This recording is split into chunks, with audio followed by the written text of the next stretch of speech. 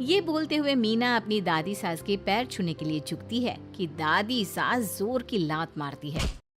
घर की औरत पार्ट 3। मीना का घर ठीक से ही चल रहा था।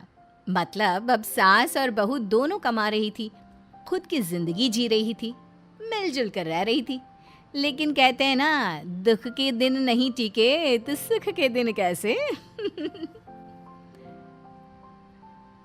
अरे मंगलू, कहाँ है? कितने दिनों से गांव नहीं आया माँ की खोज खबर लेने। तभी मीना आ जाती है। अरे दादी साहब, कैसे आना हुआ? बताया नहीं, हम स्टेशन आ जाते। ये बोलते हुए मीना अपनी दादी सास के पैर छूने के लिए झुकती है कि दादी सास जोर की लात मारती है।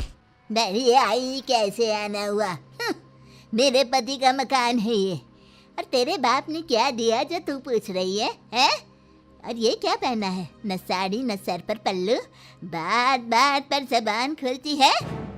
दादी सास बोलना रोक ही नहीं रही थी। मीना को गुस्सा आने ही वाला होता है कि उसकी सास आ जाती है।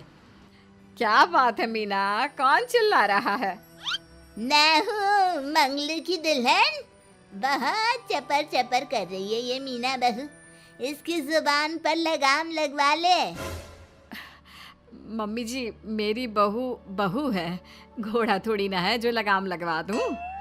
तभी वहाँ मंगलू यानी कि मीना का ससुर आ जाता है और मीना की सास को एक जोर का तमाचा लगा देता है। वाह, जुम्मा 2 दिन हुए नहीं कमाना शुरू किए, मेरी माँ के सामने होशियार बन रही है।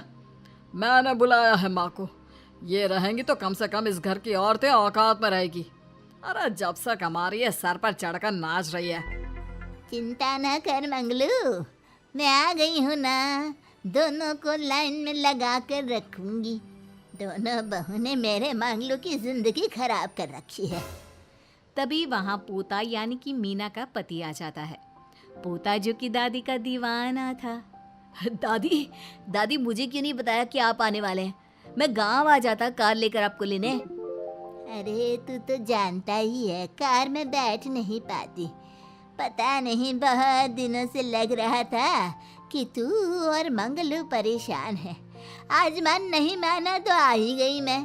देख, यहाँ आकर पता लग रहा है। क्या पता लग रहा है दादी? यहाँ तो सब ठीक है, किसी को कोई परेशानी नहीं है। क्यों माँ, क्यों मीना, क्या हो गया? इन दोनों को क्यों परेशानी होगी? इन लोगों ने तो परेशान करके रखा है। माँ और मीना के बारे में कैसी बात कर रहे हैं पापा? क्या हो जाता है आपको रह रह कर? तू तो खाना बना बना कर बेशर्म हो गया है, लेकिन मैं नहीं। मेरी माँ आ गई है अब इस घर में। अब यहाँ सब वैसे ही रहेंगे जैसा मैं चाहता हूँ। देख मंगलू, तेरी बहू काम करती है तो मुझे कोई लेना देना नहीं है, लेकिन मेरी बहू कोई दर्जी का काम नहीं करेगी। साफ साफ बोल रही हैं। लेकिन दादी साहब, वो तो बहुत अच्छा बुटीक चला रही हैं। बहुत अच्छा चला रही है, लेकिन हम लोगों ने अपने घर की बहू से ना काम नहीं करवाना। अरे इसके बाप को शादी के वक्त ही बोल दिया था। और इसके बाप जिन्होंने दहेज में एक साइकिल दी थी ना, कैसे हाथ जोड़कर कह रहा था, मेरी बेटी आपके घर आ गई, इससे सौभाग्य कुछ नहीं। अब देखो इसकी बेटी, बहू आ जाने के बाद सर पर चढ़ रही है मेरे मंगलू के। मीना जो कि सास की बुराई सुनकर परेशान हो जाती है। दादी सा, छोटा मुंह बड़ी बात। लेकिन क्या पिताजी ने आपको बताया नहीं? सासू माँ ने अपने पैसे से ससुर जी के जन्मदिन में कार दी थी। ससुर जी इतने साल से स्कूटर से जाते थे, अब कार से जाते हैं। क्यों ससुर जी, बताया नहीं आपने? क्यों रे मंगलू, कार ले ली तूने? मुझे तो तू पैसे भी नहीं भेज रहा। 2 महीने से कैसे कैसे दिन काट रही थी और तू यहाँ कार से घूम रहा है। आप भी सासू माँ को अपने बैंक अकाउंट की डिटेल दे दीजिए दादी सा, वो डाल दिया करेंगी पैसे आपके अकाउंट में। क्यों सासू माँ? मंगलू यानी कि मीना का ससुर, जिसने अपनी माँ को गांव से सिर्फ अपनी बीवी को लगाम लगाने के लिए बुलाया था, ये सब देखकर जोर से चिल्लाता है। मीना बहू, चलो दादी सास आई है, ये नहीं कि खाने पीने का इंतजाम करे। अरे माँ, तू भी किन लोगों की बात में आ रही है? चल मेरे साथ मेरे कमरे में चल। ससुर अपनी माँ को लेकर कमरे में चला जाता है और दोनों बैठकर वैसे ही पंचायत शुरू कर देते हैं जैसे कोई बहू अपनी माँ से सास की बुराई कर रही हो। देख मंगलू, गलती तो तेरी ही है जो तूने घर की जनानियों को काम के लिए बाहर निकाला। दूसरे तेरे पापा को देखा था, कभी मुझसे फालतू बोलते। अरे मरते दम तक तेरा बाप मेरी मुट्ठी में रहा है, यही सिखाया था मैंने तुझे। क्या बोलूं माँ, जब से ये मीना बहू घर आई है ना, इसने घर का सारा इतिहास भूगोल बदल कर रख दिया है। उस तितली से तो मैं बाद में निपटूंगी, पहले तेरी वाली को तो ठीक कर दूं। अरे बहू क्या आ गई, खुद को टाटा अंबानी समझने लगी है। माँ देख, जो भी हो, इस बात को याद रखना कि हमारे घर की परंपरा क्या है। औरतों का औकात में रहना जरूरी है। अरे बहू के साथ मिलकर माँ ये बहुत उड़ती रहती है। बेटा देख, गलती तो तेरी भी है, क्यों तूने इसे काम करने की छूट दी। मारना भी कम कर दिया है तूने इसे, वरना पहले आती थी तो बहू का कोई ना कोई हिस्सा सूजा हुआ या काला ही दिखता था। देखकर तसल्ली मिलती थी कि तूने कंट्रोल कर रखा है। इस बार तो काला और सूजा छोड़, अच्छी खासी चमकती दिख रही है ये। अब क्या बताऊँ माँ, गलती तो हो गई है। हाँ, वो कार देखकर पिघल गया होगा ना तू। अरे बेटा, औरतों को मुट्ठी में रखा कर। शान की साइकिल ज्यादा अच्छी कुत्ता बनकर कार चलाने से, समझा। मीना का ससुर अपनी माँ की बात को सुन रहा था। बस माँ, जो गलती हो गई मिट्टी डाल उस पर। अब बस तू ना घर पहले जैसा करके जाना। ये सब ना बहू का किया धरा है, समझी। मतलब बहू को ठीक करना है तो बहू की बहू को लगाम लगाना होगा, ठीक है। दोनों माँ बेटा बातें करके सो जाते हैं। सोने के बाद अगली सुबह मंगलू की बीवी यानी कि मीना की सास, माँ जी उठिए, ये लीजिए गर्म पानी और ये दातुन। चलिए तो याद रहा तुझे, वरना मैंने तो सोचा था कि बहू के चक्कर में पागल ही हो गई होगी बिल्कुल। अरे बहू के चक्कर में पागल होने का क्या मतलब होता है माँ जी। उसने मुझे मेरे पैरों पर खड़ा होना सिखाया है। मैं तो कहती हूँ उसके जैसी मेरी बेटी होती ना तो शायद मैं बहुत पहले जीवन का मतलब समझ चुकी होती।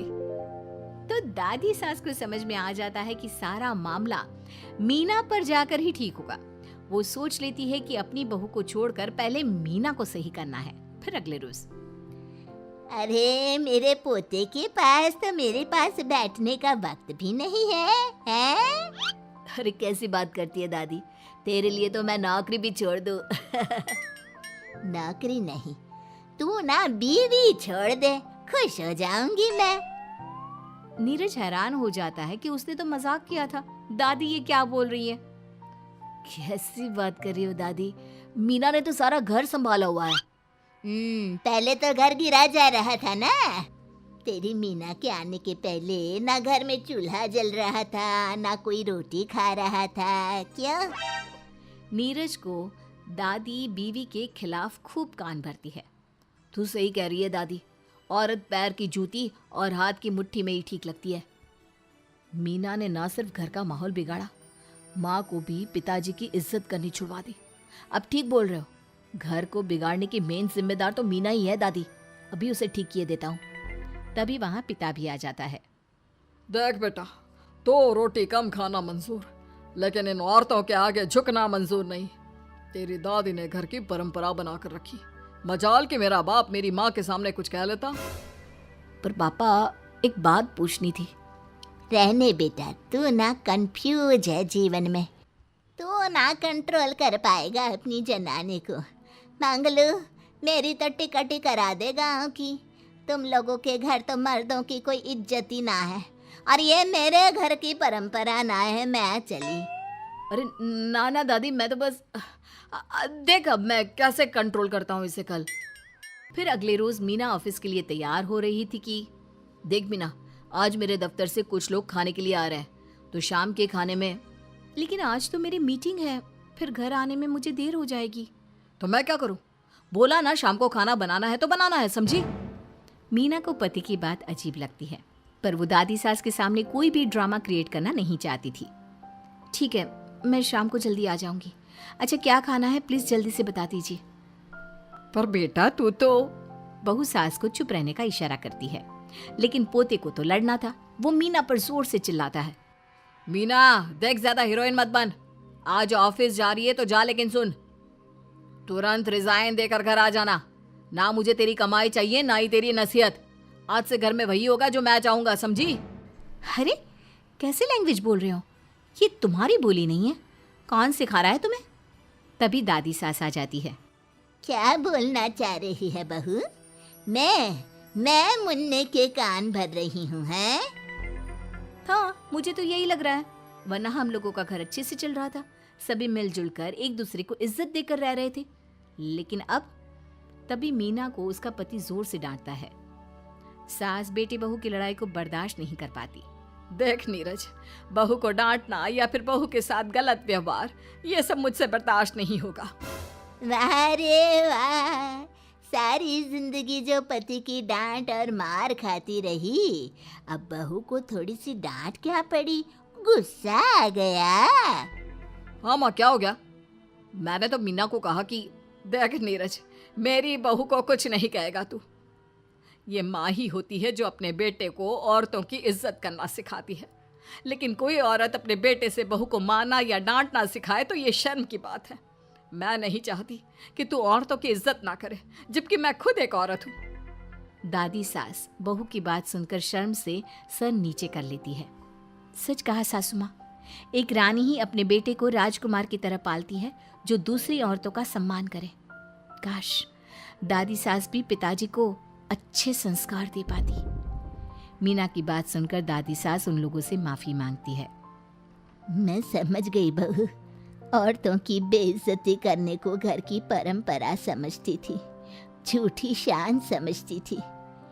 वो सब गलत है।